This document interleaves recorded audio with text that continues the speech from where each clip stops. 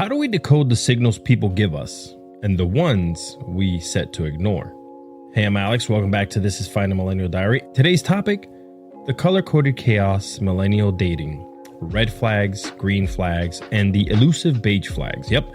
We're going to be decoding the signals, the vibes, the walking contradictions, and the things we knew but ignored anyway. I've spoken to a lot of single folks and some that are now dating, and I want to make sure that when I come on to these episodes and do stuff like this, I come correct with facts. And one of the things that I have picked up on is that there's a lot of recovering people pleasers with a PhD in justifying someone else's chaos. You've ignored a red flag or two, or maybe even 10, but hey, self-awareness is sexy now, right? Let's start with the obvious red flags. Not texting back for 3 days, talking bad about all their exes, never apologizing, gaslighting, constantly making you feel like you're too emotional, too needy, too anything. We've all been there. Some of us even decorated with those red flags and hell, called it a relationship. But red flags don't always scream. Sometimes they whisper. That pit in your stomach when they joke about your weight, the tension in your chest when they dismiss your dreams, the quiet eroding of your self-worth over time.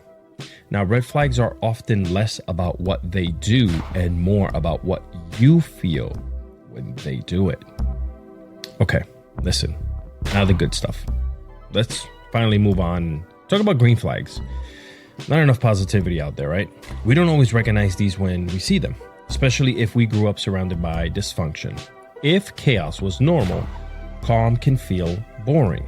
But green flags, man, they're everything. They communicate clearly, even when it's uncomfortable, right?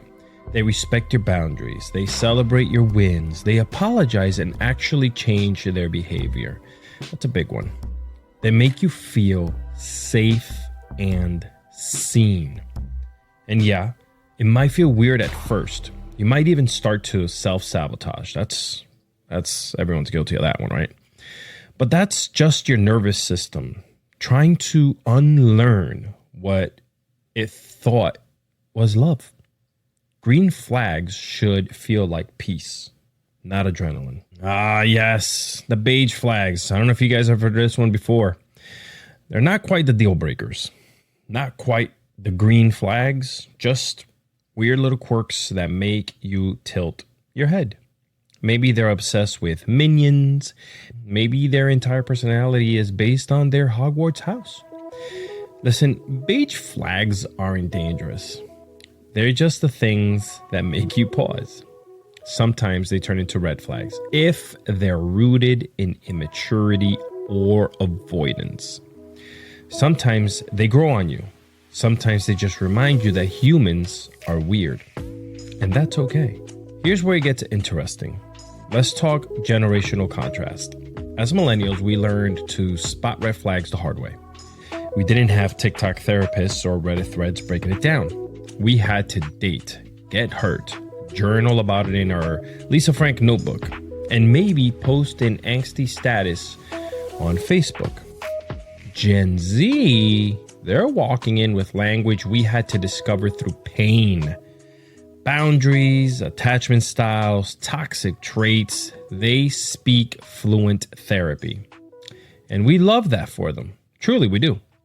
But while they're quick to block and walk, sometimes they miss the nuance. Not every beige flag is a red flag. Not every disagreement means incompatibility. Millennials overstay, but Gen Z, man, Gen Z goes early. We could all meet somewhere in the middle. So, what do we do with all these flags? We stay curious.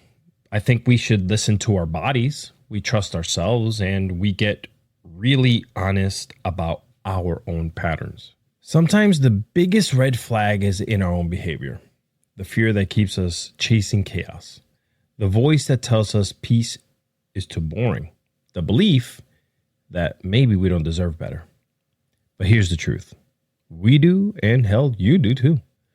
And the more we recognize green flags in others, the more we start living into them ourselves. So let's answer the central question.